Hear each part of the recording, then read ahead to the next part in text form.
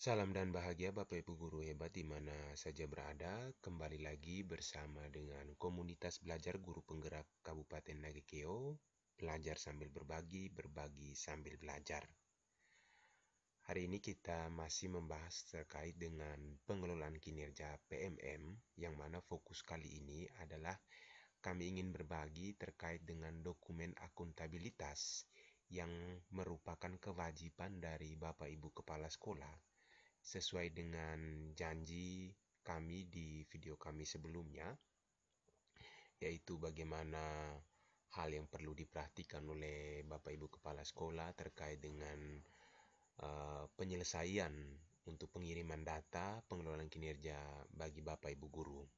Nah, dokumen akuntabilitas ini menjadi satu hal yang perlu Bapak Ibu Kepala Sekolah perhatikan karena ini berkaitan dengan predikat kinerja organisasi yang nanti akan diterima oleh Bapak Ibu Guru dan Bapak Ibu Kepala Sekolah.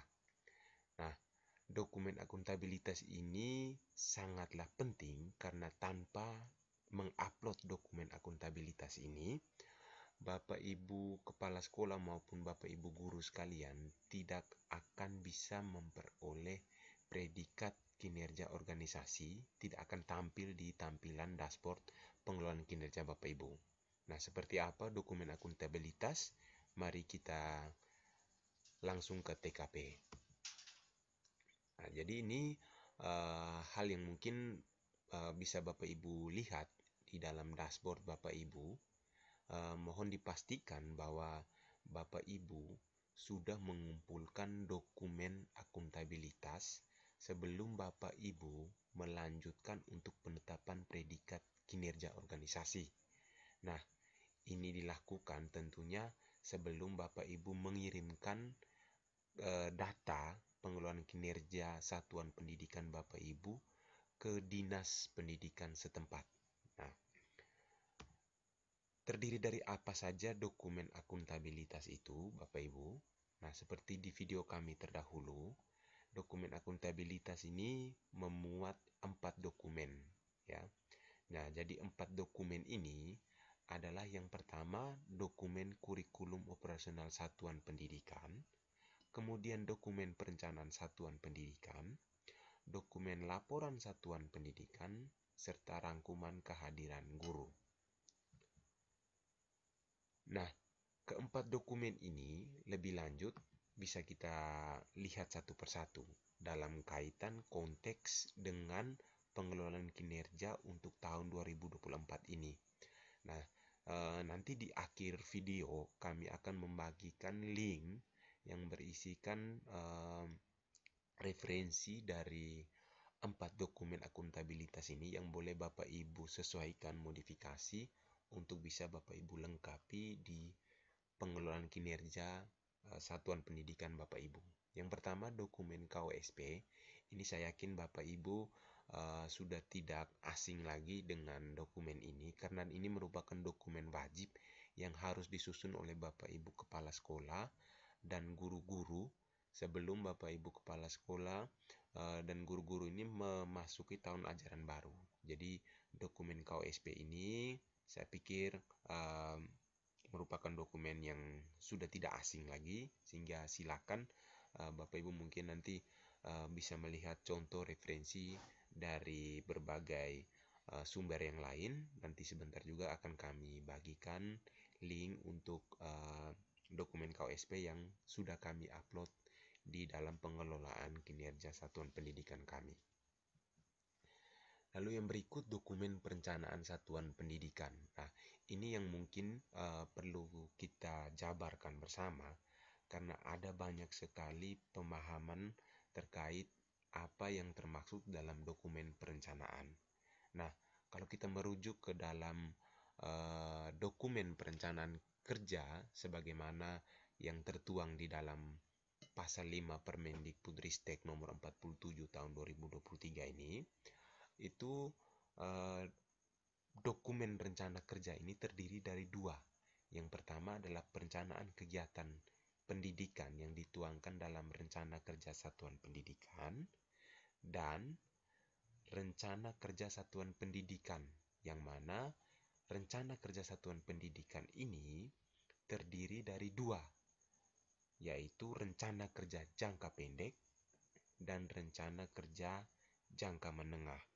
Nah, untuk konteks pengelolaan kinerja tahun 2024 ini, dokumen rencana satuan pendidikan ini adalah rencana kerja jangka pendek atau yang biasa disebut dokumen RKT.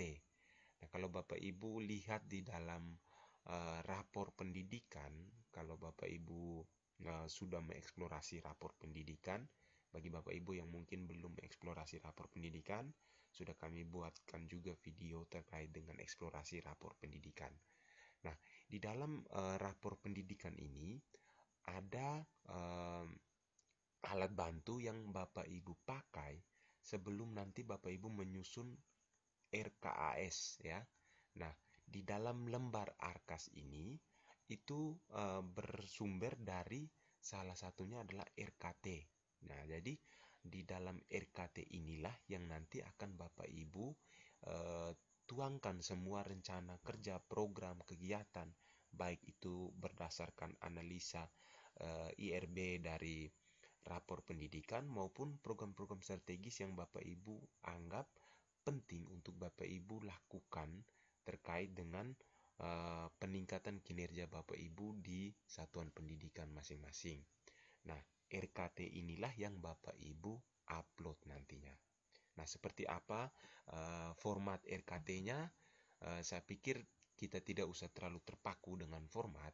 Intinya yang Bapak Ibu pahami adalah di dalam memuat program-program, rencana kegiatan, baik itu mungkin sebelum sampai kepada program itu melalui analisis-analisis baik IRB ataupun analisis SWOT, silakan dipakai. Nah, yang akan kami tampilkan ini sebentar di dalam link yang akan kami lampirkan di akhir video, ini adalah salah satu contoh yang bisa Bapak Ibu modifikasi. Yang berikut adalah dokumen laporan satuan pendidikan.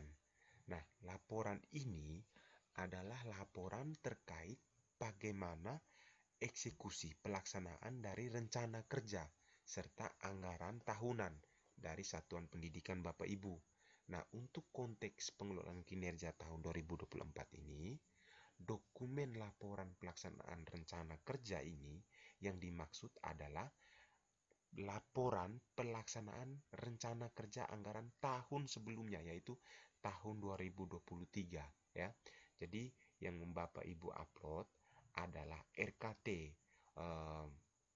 rencana kerja tahunan untuk tahun 2024, sedangkan untuk laporannya adalah laporan rencana kerja dan anggaran di tahun 2023. Nah, seperti apa juga formatnya, saya pikir Bapak Ibu juga akan kami berikan referensi terkait dengan format dan juga mungkin contoh yang kami sudah upload di dashboard pengelolaan kinerja satuan pendidikan kami, sehingga dari contoh kami ini sekiranya bisa memberi gambaran, bisa memperkaya apa yang bisa Bapak Ibu lakukan, laporkan untuk rencana kerja anggaran Bapak Ibu sendiri.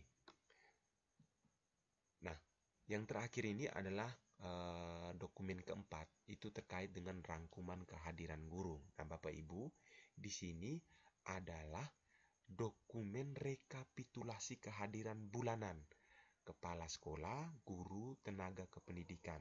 Jadi yang diunggah itu bukanlah daftar hadir Bapak Ibu, melainkan hanya rekapan ya, rekapitulasi kehadiran dari kepala sekolah, guru, dan tenaga pendidikan yang ada di satuan pendidikan Bapak Ibu. Nah, yang dimaksud dengan rekapan ini adalah bagaimana melihat dari setiap bulannya. Nah, karena ini berkaitan dengan pengelolaan kinerja periode Januari sampai dengan Juni, maka rekapan kehadirannya di sini adalah rekapan kehadiran dari bulan Januari sampai dengan bulan Juni. Nah, di dalam video ini kami juga akan membagikan bagaimana contoh yang bisa Bapak Ibu lihat terkait rekapan kehadiran. Nah, rekapan kehadiran sendiri sudah kami bahas video tersendiri terkait dokumen rekapan kehadiran. Silakan bagi Bapak Ibu yang ingin menonton dan ingin mendownload aplikasi yang sudah kami buatkan untuk bisa bagaimana menyederhanakan rekapan kehadiran ini, silakan tonton video kami. Nah, seperti yang janji saya tadi, kami akan membagikan dokumen-dokumen ini. Jadi silakan Bapak Ibu, silakan mungkin mendownload lewat link tautan yang ada ini. Jadi dokumen akuntabilitas itu silakan Bapak Ibu download di s.id/dokumen akuntabilitas ya. Jadi silakan Bapak Ibu langsung saja menuju link ini untuk bisa mendownload referensi contoh yang bisa Bapak Ibu modifikasi terkait dengan dokumen akuntabilitas.